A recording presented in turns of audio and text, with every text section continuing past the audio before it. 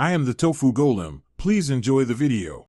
Start by confirming your iPad model supports the Smart Keyboard Folio.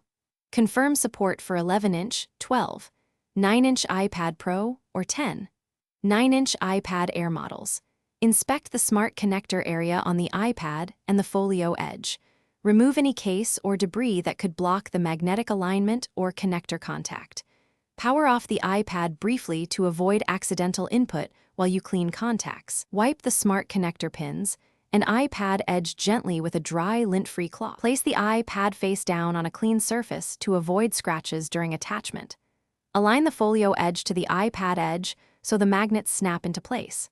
Press gently along the Folio edge to ensure the Smart Connector pins meet flush. The Smart Keyboard Folio uses 3 Smart Connector pins and requires no Bluetooth pairing. Open the Folio to typing position and check that the keyboard responds instantly by typing a few characters. If the keyboard does not respond after attachment, restart the iPad and try again. Remove the Folio and reinstall it carefully, ensuring the connectors align and the magnets engage. Check Settings, then General, then Keyboard if keys behave unexpectedly or input lags during use. Avoid using liquids or cleaners that could damage the Smart Connector pins. If problems persist after cleaning and reinstalling, contact Apple support or an author. Thanks for watching. Consider subscribing if we helped you today.